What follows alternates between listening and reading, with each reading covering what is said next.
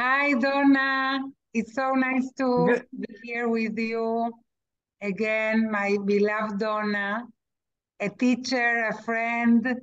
I feel as family with you, and I'm so happy to bring you today to our people, to our colleagues here in Israel, uh, celebrating the coming out of the book, The Healing Power of Solidarity, a philosophical, literary, and psychoanalytic journey.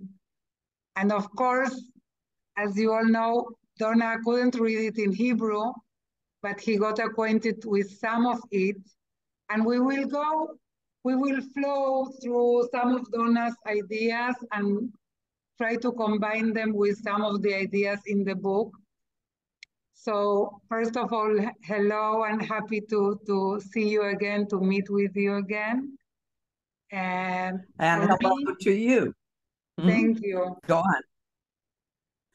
For me, Donna, you are part of this writing. You are part of this very very important and touching movement of psychoanalysis, going through the search of how to be a radical presence, a humanness, a humanly presence in the room, how to be more than this analyzing entities in the room, but trying to portray more of what can we be one for each other. You know what I mean? You know what I mean. Yes. And for me, Yes. it was, I heard from you some years ago that you are in the school of humanistic psychoanalysis. That's your school. Uh, it's right. Do you agree with that Oh, definition? yes. I often say that I do not belong to any psychoanalytic religion, but if anything, want to bring psychoanalysis and psychology into the humanities, into a humanistic approach. And so you have that somewhat right. Yes. So for me, it will be good for start from that point. If you can explain to us or introduce to us, give us some of the inspiration that comes with those ideas. What is that stand? What is that stance of humanistic psychoanalysis, or Mhm. the way you Okay. want to call it? First, let me say what an honor it is to be with all of you and to celebrate with Claudia the appearance of her book, which has been a large, large labor, and I think a labor of love. And this is something truly to celebrate. And to any of you in the audience that I already know, very special greetings. So that's to say first. I am sorry that I have no Hebrew and that I can say very little more than shalom, but I can say that. In any case, you want me to talk about humanistic psychoanalysis. That's just an interesting question because it's a term that is not very much used, and that I have not actually written about. But I consider myself to be a psychoanalytic humanist precisely because of many of the attitudes you write about in the book that are non-reductionistic and as a result open the therapist, for example, to the suffering of the other. And you write a lot about that. And it's and you find examples in literature that I find very, very striking and important. And and from the clinical situation, that treating the other as a fellow human being, as a fellow suffering human being. That is, fellow means like me. We are in the same boat, we would say in English. That's you use the word solidarity to describe this being in the same boat and recognizing. So in other words, the humanistic psychotherapist or psychoanalyst does not sit above the patient, looking down on this screwed up, crazy person. The humanistic psychotherapist recognizes from the start that this suffering person, no matter how strange he or she looks or behaves, is my brother or sister, and that we are involved in the same human struggles. So instead of interpreting from the top down as and from a position of authority and superiority, as much as classical psychoanalysis taught us to do, we sit next to the other. We try to experience with the other what the other is going through. And you have a lot of examples about this in your book. We stand or sit next to the other. And sometimes that attitude is conveyed without words. Sometimes when the other does not speak the same language, but is truly suffering, we get up from our chair and sit down next to the other. Without saying anything, we create a we. Let's look at this together. Let's witness this together. Let's go through this together. And we don't talk often, we don't have to say those things, because if we have the attitudes that you describe of openness to the other, it happens. You know, something changes without all those words.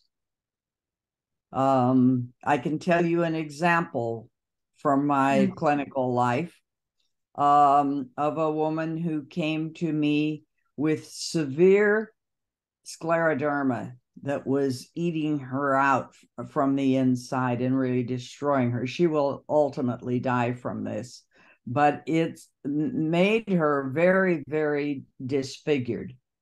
And some people would say ugly. She thought it was ugly. And she thought no one would ever love her or want any kind of intimacy with her again. She was so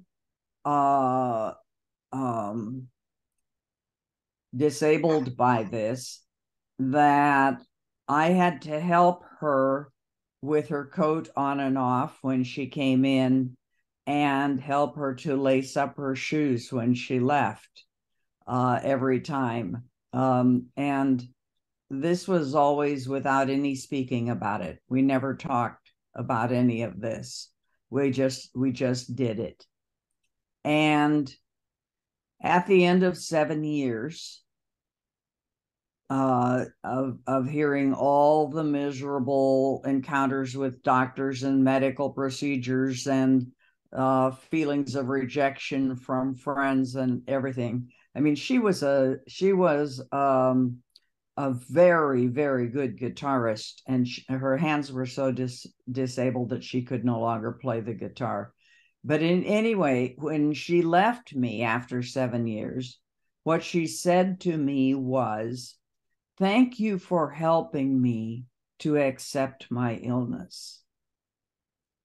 Now, the strange thing about that is we never once in 7 years spoke about her accepting her illness. Never once. We spoke about how miserable it was, how awful it was, how lonely it was. We spoke about, how unacceptable it was, probably. But that was what she thanked me for, helping her to accept her illness. And it's really a very memorable story in my mind. This is now 15 or 20 years ago, but it stays with me. And I think it's closely related to what you are writing about. Yes, because I was writing about exactly that, the way that we, through our own presence, we reflect to the patient the possibility of humanness in this world. Yes.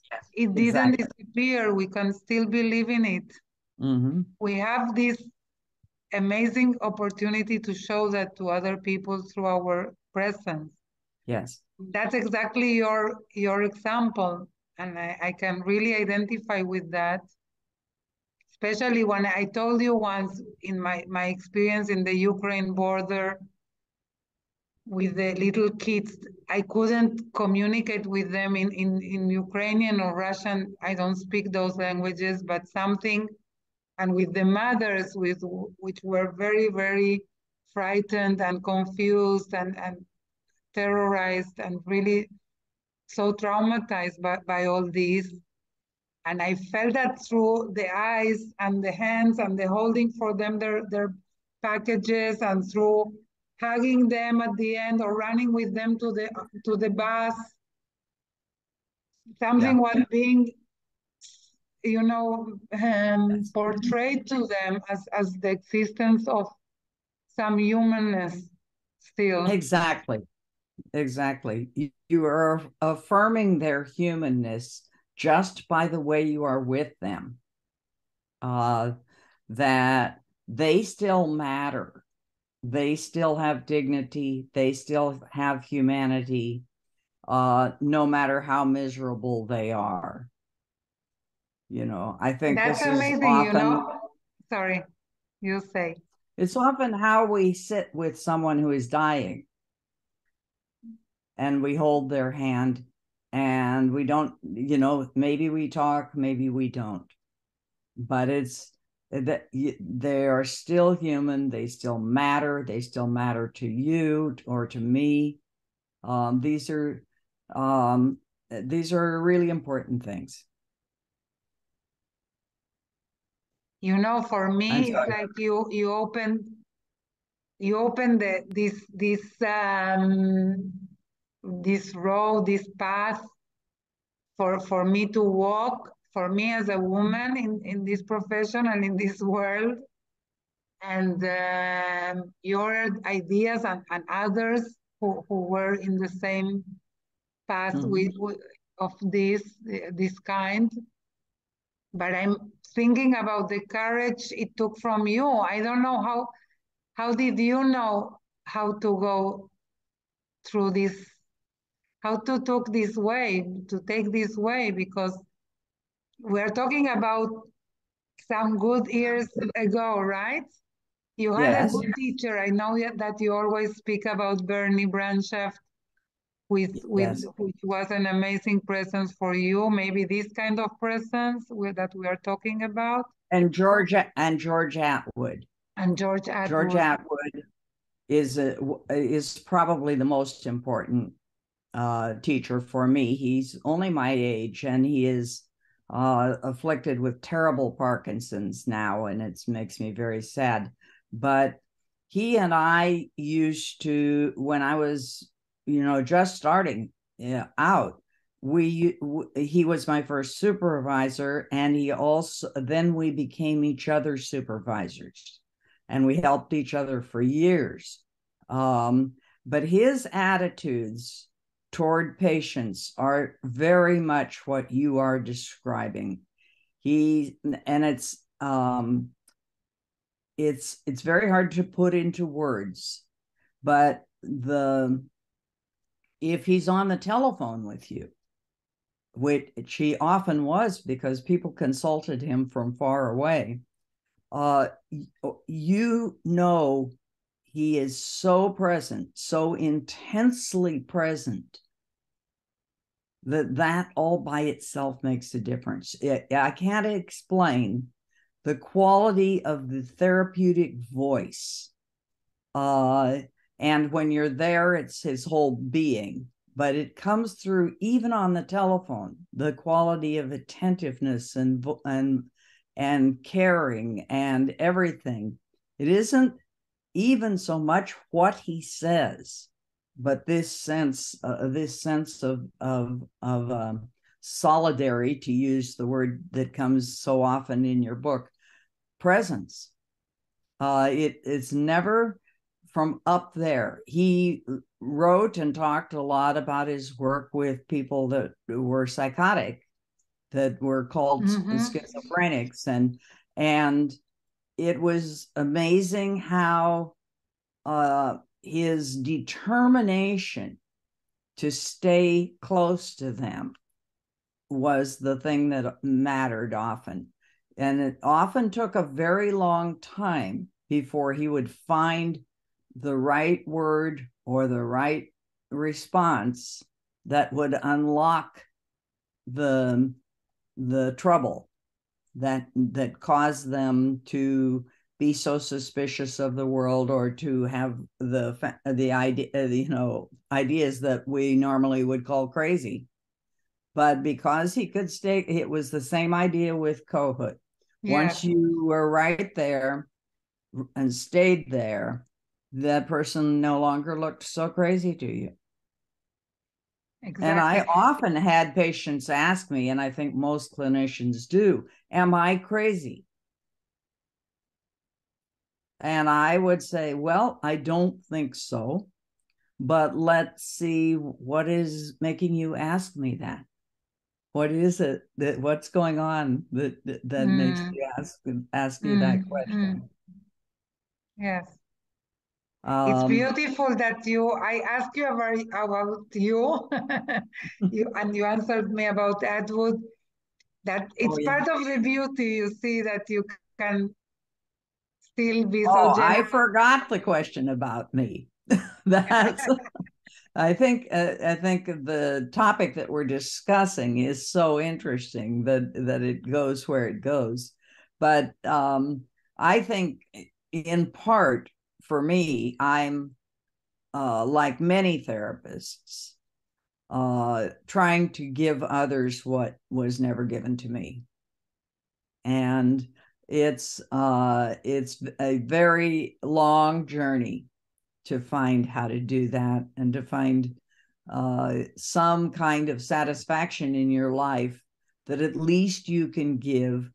You could, if I were a parent, I would say to the next generation what the last generation was not able to give me, so that you're turning around the cycle of evil, if you will, by passing on some good to my patients, to my supervisees, any way that I can. So I don't know if that really explains what you're asking about. I do know that the qualities of presence that you're describing are indispensable for the best therapeutic work. And I don't know exactly how one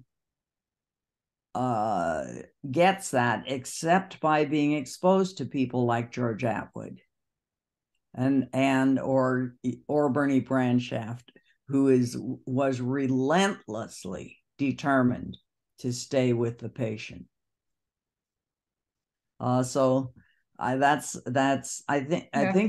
think how you get this is by being exposed to people like that. And then then you try to pass it on, not in words, but by treating the next person that way. Yes, it is contagious in a way, in a good way. Yes, yes, yes. It's like, yes. And you know, I have to say that the way you are giving this back is through your books also. Your books are very, very well known. They are translated also in a lot of different languages, right, Donna? Yeah. Are any of them in Hebrew? No, I don't think so, but I think that the issue is that the Israeli public is used to read in English. Yes, yeah, yes. For us, I think so. So it's that's not okay. And yeah, well, that's why I write the books. And probably there will be no more books because I no longer have the capacity for that big a project and that much focus. Okay, I know about a huge project you're doing right now. I don't know if I'm allowed to tell about it, but which one? You mean the Templeton grant? Or Sorry? which project? Levinas Oh, my, project. yes. Yes, I am working on a philosophical dictionary for Emmanuel Levinas. Several other philosophers have dictionaries in this series from Bloomsbury Press, and they're very excellent and high-level works, but there is no one for Levinas. So now I have accepted this job, and it is an enormous piece of work. Yes, it's unbelievable. But I want to ask you about one thing that started, I think, through you. At least Doris Brothers gives this credit to you. I know that you credit for this someone else, at least the name, what is called the ethical turn in psychoanalysis, which gave also the name to the book published by, right, by David Goodman and Severson. Yes. And it's a great book. These are my friends. Yeah, I know. Yes, I recommend it really warmly. And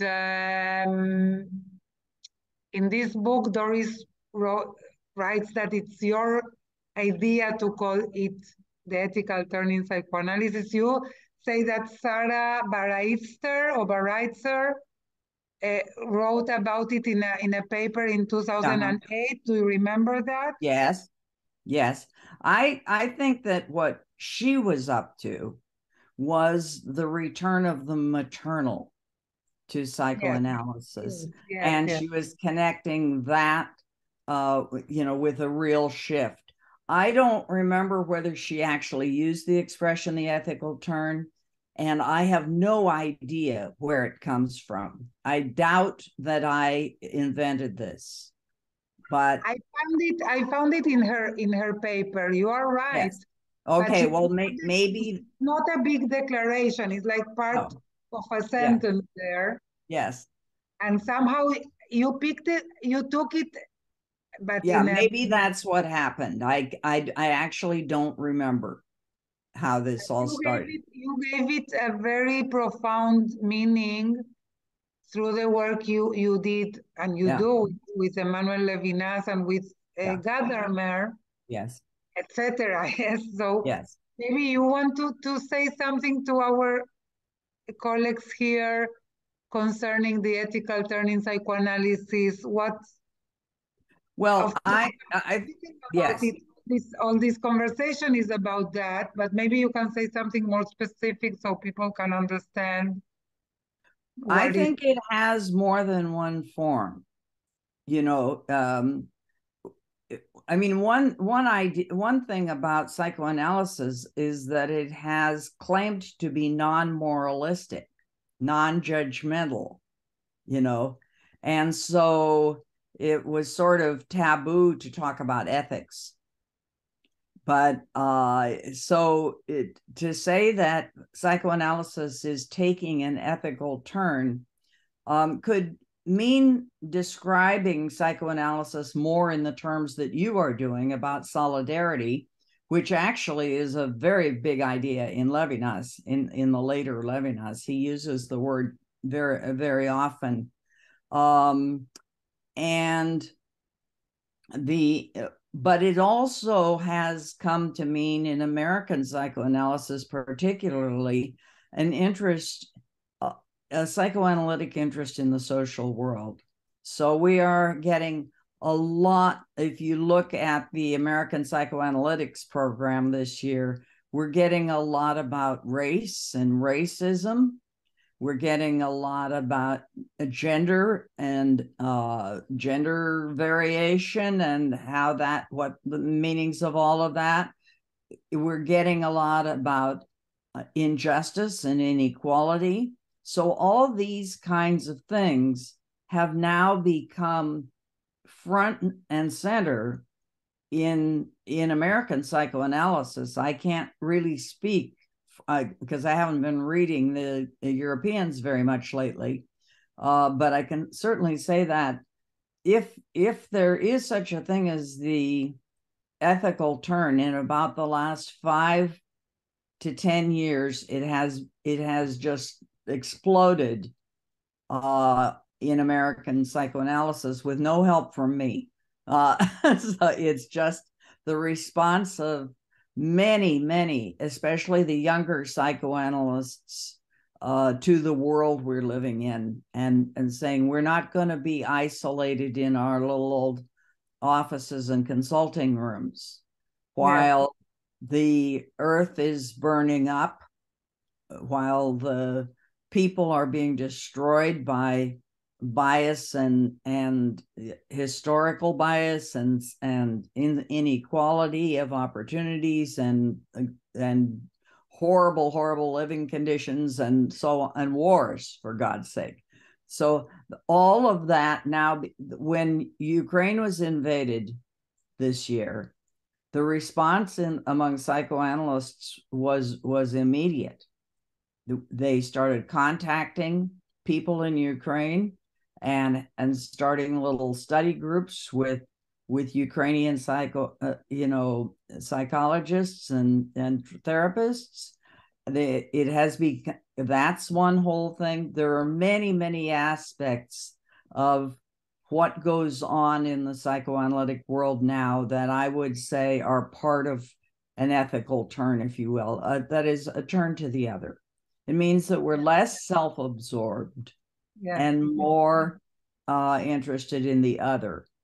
Levinas often liked to say that his own death was of very little concern to him, but the death of the other has to occupy me completely, has to worry me. It's not about me. Whatever it is not about me. It's about the other.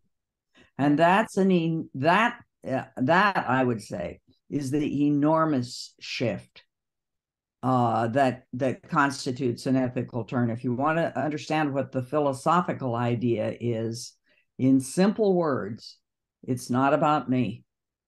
It's about you. It's about the other. And the other goes first. And this is part of what upsets people when they read Levinas. What? I'm not supposed to take care of of course we have to take care of ourselves enough to let the other go first. But when push comes to shove, as we say in the United States, when it really comes down to the moment, you go first. When we converge at the door, you go first.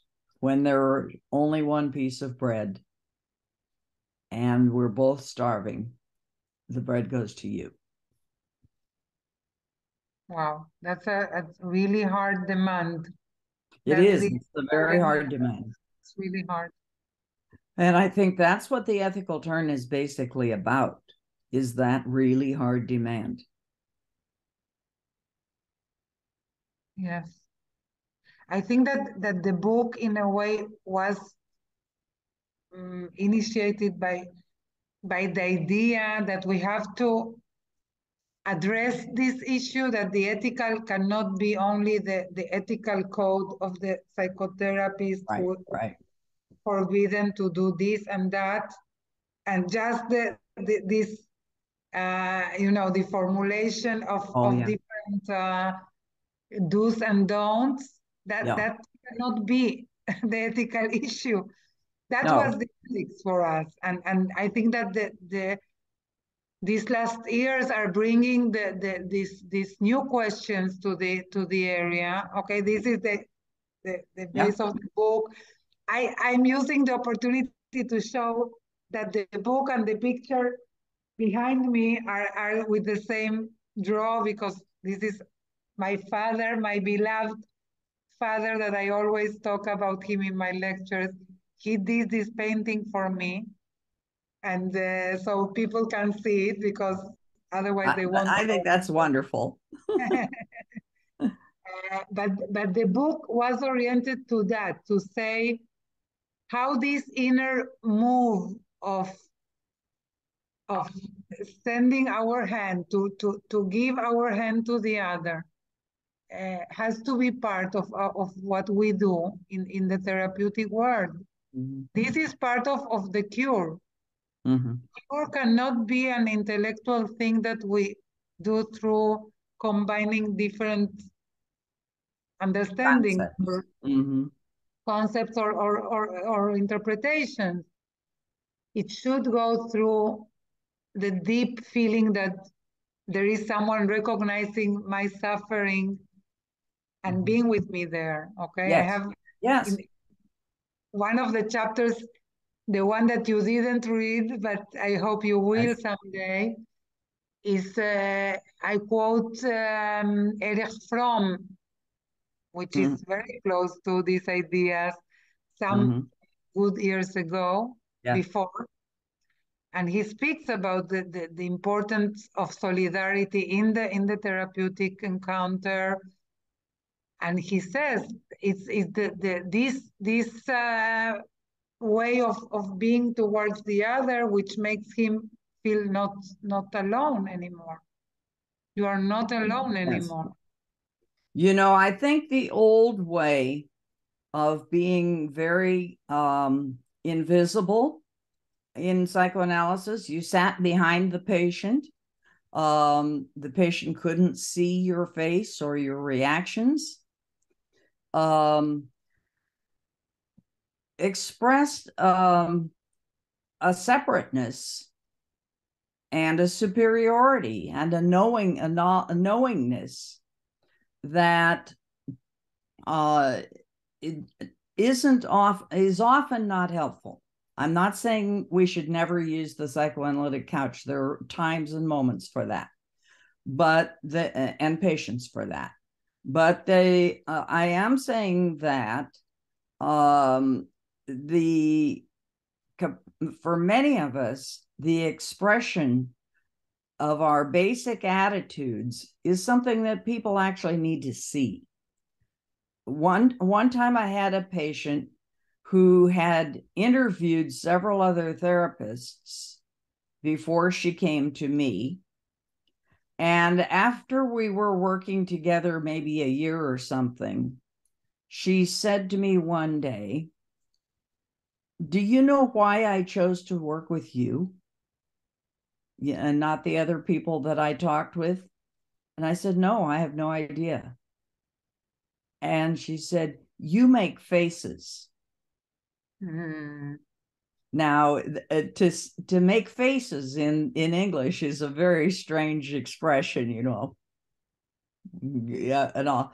But she meant to say that I express constantly my response, my feeling, without saying much.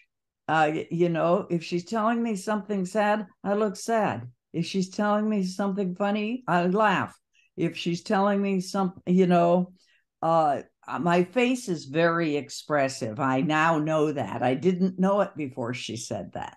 Wow. But I think that I'm not, the basic idea here is I'm not hiding.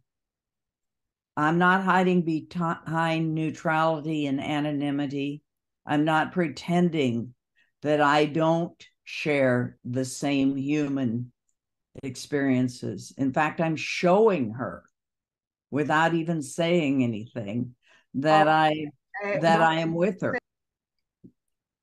You share our common humanity. You have this phrase in the book. Yes. In The Suffering Stranger. Donna, it's amazing to talk to you, to hear you. I think that we are all really gaining so much from your wisdom. Well, and there is a lot to learn from you. I would like you to ask to say, if you want, if you can say something to us as now as your pupil, your students, that you would like to give us for the rest of our practicing career, what will be that? Do you have any? Oh my, that's a big question. But I feel like if I were a priest or a rabbi, I would put a blessing on all of you for this work, because it is very hard. And that's what we have not talked about so much today. It is very hard. I think if I wanted to give you one piece of advice, I would say never stop learning. Keep learning. Don't ever think that you have it all figured out. Learn from patients, learn from books, learn from colleagues, and everything you can about this work, because nobody has all the answers. The human spirit is, this human life is very complicated and challenging, as all of us know who have worked in psychology, psychoanalysis, psychotherapy. So just keep learning. You're never done. We're never done. That's amazing, because you are also talking for a freshness, for still be fresh with what you do. Don't get stuck with your own ideas. Don't be so right. We tend to be too right, to have the truth. Yeah. Don't hold, as you always say, don't hold your theories tightly. Be light, hold them light, right? Yes, exactly. That's a phrase you say. Yes. We must not get too fixated or attached to any theory or even any word. We need to hold it all lightly so that we can keep learning. Thank you very, very much. I want to thank you for this meeting, for this conversation. Of course, we can go on and on. Yes. And I want to thank you in general for being this courageous person that opened the way through ideas that weren't that popular some time ago.